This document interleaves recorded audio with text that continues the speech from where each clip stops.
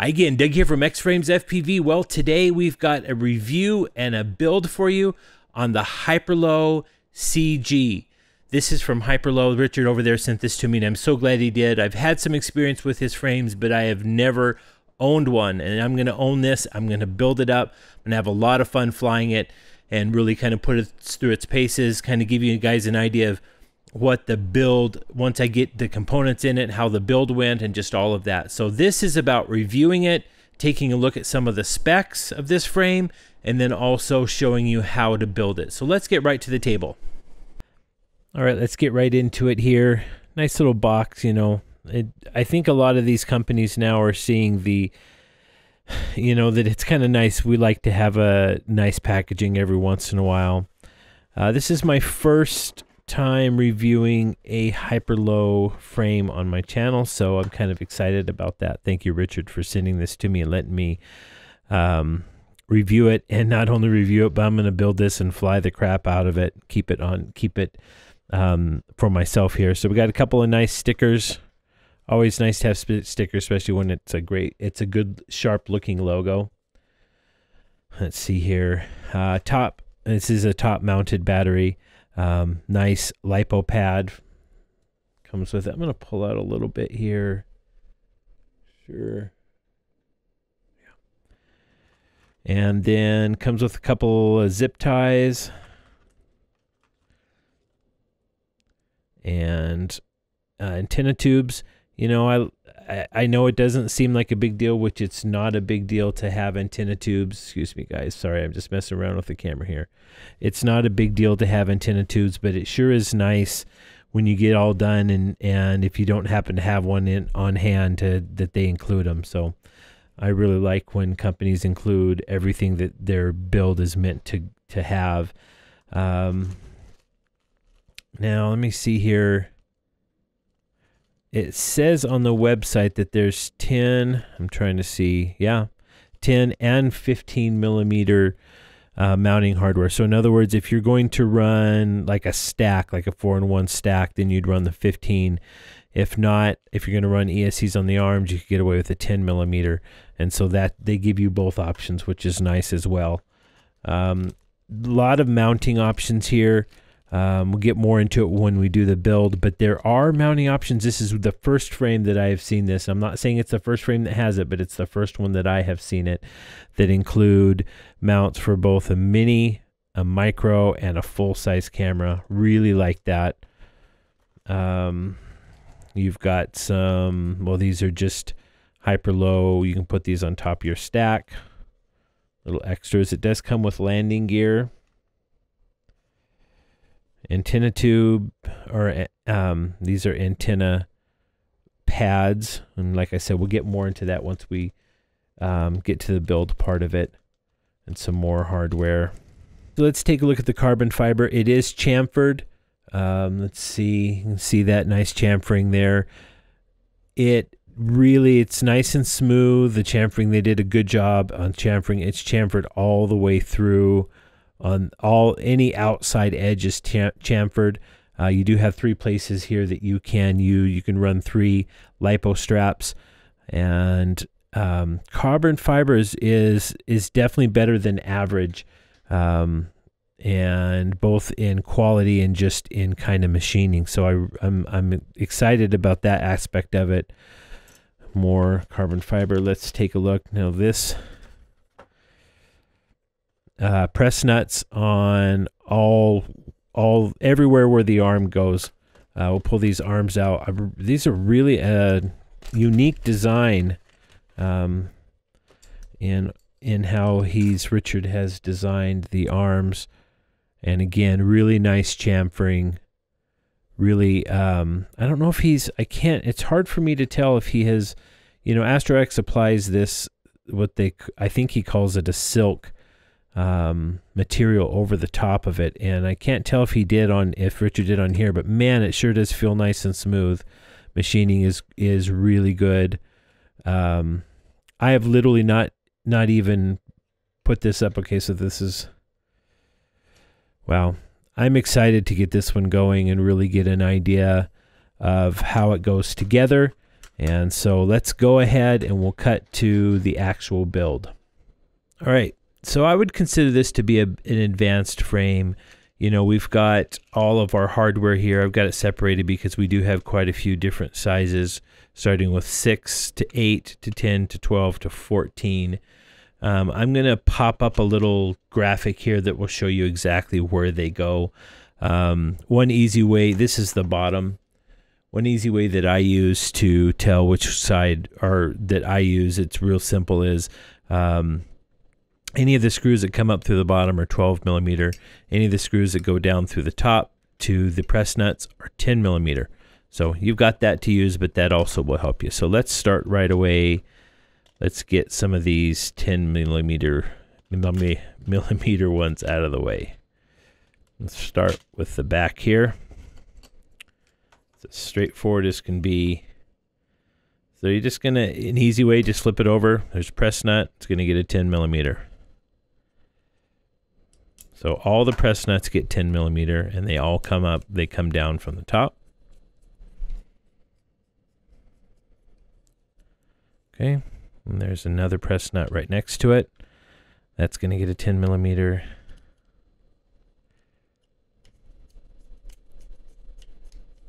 Let me align that a little bit. There we go.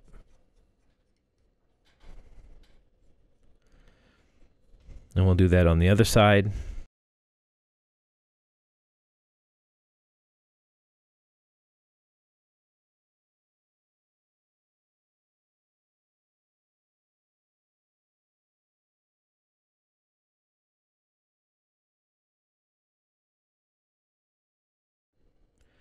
Okay, let's go now to the back. We'll remove the rest of the M3x10s.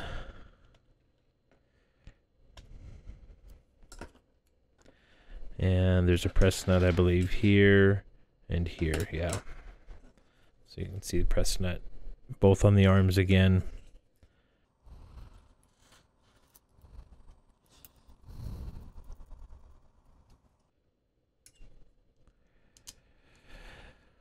This frame is, you know, before I built it, I like to kind of see how difficult, oh, sorry, I put that one in the wrong one, how difficult the frame is to build on my own. In other words, I just like to see kind of the thought pattern of the designer. I don't know why I do that. I guess if somebody was, you know, my thought is somebody's trying to build it and for some reason they don't have, their internet's not working or whatever, you know, how difficult it is. So, but you know, the 1, 2, 3, 4 different sizes of screws can throw you off. But once you kind of get an idea of really how it's done, like, okay, obviously these are all going to go into in through the top because the press nut, they're not going to stick way out of the bottom, right? You don't want that. So it really is a simple build. This is my first real experience with Hyperlow, which is interesting because there's a lot of guys flying his stuff, but it's just never come across my bench. So Richard said, hey, do you want to build one? And I'm like, yes, please. I don't just want to build it, I want to fly it. There's the bottom, all finished, with the exception of, well, that is the bottom all finished. Now we go to here we have the 12 millimeter, and then there's two 14 millimeters. Let's pull two 12 millimeters out. Okay, and that's gonna come up through here. And that's gonna go into this 3D. Let me show you here real quick just to make sure you see this 3D printed camera mount. Now I did have to insert the standoff inside of there, but it's self-explanatory what standoff it is because there's only 2 of them that are that exact size. Really trying to debate on what motors to put on this. my go-to right now would be the 2405 Hyperlights. I absolutely love those at 2522 kV. I think they're fabulous motors. We're going to put the 15 millimeter because I'm going to put a stack in this. So pull 2 of those out and pull the other 2 M3 by 14. But anyways, getting back to what I was saying, I love the 2405. My son has an RR5 with the 2306s from Hyperlight, which is a great motor, and then a Silky from Astro X, which is roughly the same weight with the 2405s, and there is a pretty like big difference between the efficiency between the two. It seems, at least in my flying and testing, that you don't lose a lot of efficiency by going to a wider stator, but as you go taller you really do. And so that 2405, it's got a shorter stator, and man, I just love that motor. So I'm thinking about putting those on here. The only reason I wouldn't is just so that I like to try as many motors as I can, so I may be trying something new. So that's the front camera mount, first standoff, and we'll come back to, let's go ahead and pull the other standoffs out.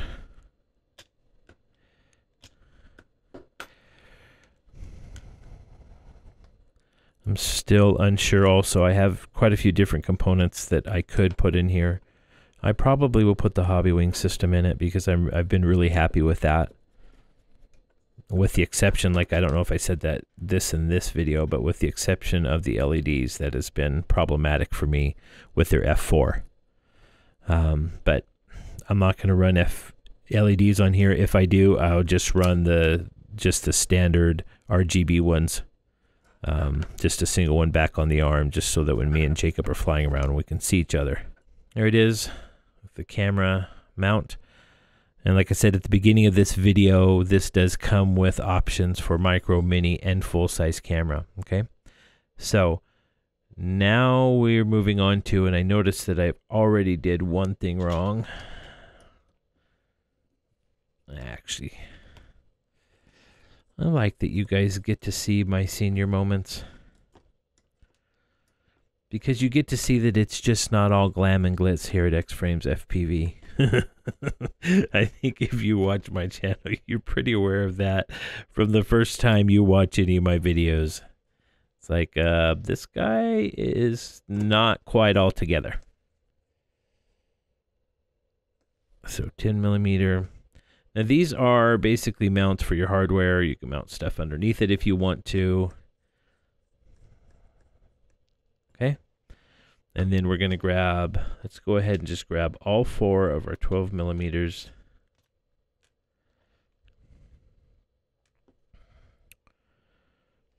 And we'll go ahead and drop one and move it around, come up through the bottom. And while we're at it, we'll grab our 4 plastic standoffs. I don't know if these are the exact ones that I'm using, but you know what? For now, we'll put them on there. Okay. First one.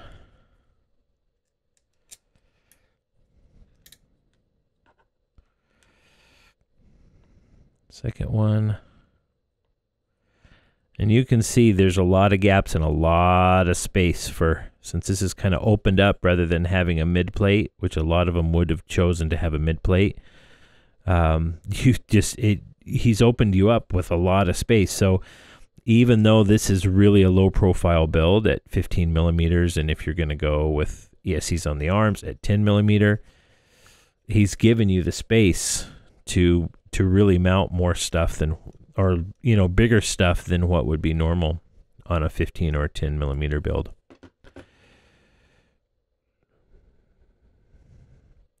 And again, I did the same thing up front that I did out back.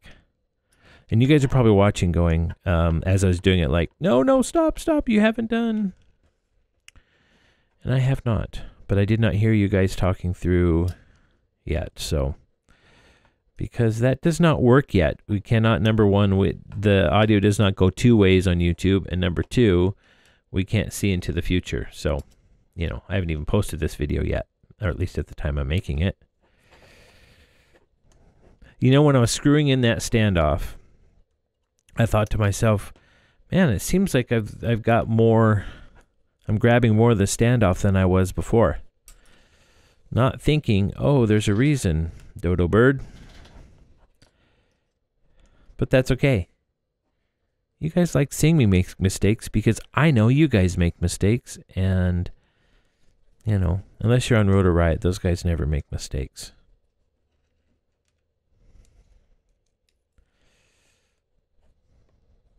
That was a joke, by the way. I don't post a lot on Rotor Riot. One thing I've noticed with there's certain people that like to. I love that community, but sometimes people are a little bit harsh with people who post on there. They'll just post a question and they'll just go after them, you know. So it's like, come on, guys, let's be nice. And you know what? I shouldn't pick on Rotor Riot because it has nothing to do with Rotor Riot. It's just sometimes, I think it's the, you know, there's a lot of younger people that are in this hobby, and I think some of them are just a little bit too opinionated, in my opinion. And it's okay to be opinionated, but you don't have to be mean about it. Can't we all just get along? That's right. All right. That's it. That's the bottom. Completely done. Super locked in. This thing is so rigid. And so now you would choose to take your two little handy dandy antenna mounts. And it's going to come out that way. So we're going to push those onto there like so. And then we go here. Righto. Now, it's nothing but the 6 and the 8s. Let's just dump them out on the table because it's pretty obvious where the 6s and pretty obvious where the 8s go. Okay. Before we get any further, let's go ahead and mount the pad. This is to put your zip ties through for mounting like a UFL. If you're running just a standard UFL like Lumineer AX2 or something like this. This is so you can kind of strap it down pretty hard or more securely without any kind of damage to the cable. Okay, so how it goes here, because we're going to run the pod here for my GoPro. That's going to sit right there. So up here is where you have the M3x8s, and then the back is the M3x6s. Now, if you weren't going to run that, you could just pull out of your stack of all the M3x6s that you have and just run M3x6s in those positions. And actually, they may be in the bag. There's a bag still full of parts, so I would imagine actually they're probably in there. If they're not, we all have them, I'm assuming.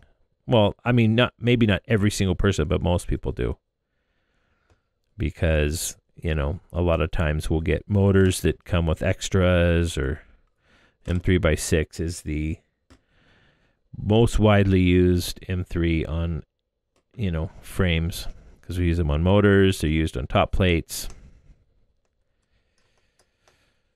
They're used on these little standoffs. I didn't show you how to build this little mount for the GoPro. I'll show you it here in a second. I'm not going to take it apart because it's as simple as pi, or pi squared would be actually more apropos. See, I try to sound smart by saying pi squared, and then I can't even say apropos. Get me after my coffee. Okay, I haven't had my cold brew. It's only 8:43 here. I haven't had my cold brew yet this morning, so once I have my cold brew, then you can make fun of me for mispronouncing words, which I will still do. Okay, and I think, yes, this goes like this.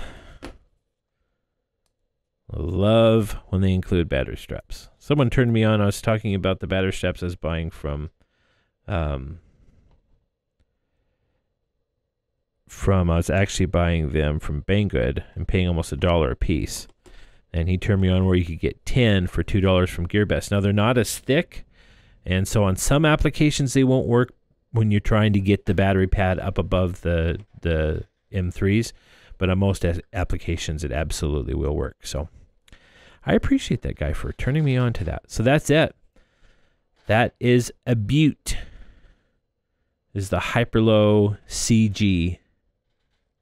And like I said, we are going to put a stack on it. As you can see, these are for you to put your wires for your receiver. And it is just really a well laid out frame. Let's see here. Super rigid. I mean, yeah, this thing is like a tank.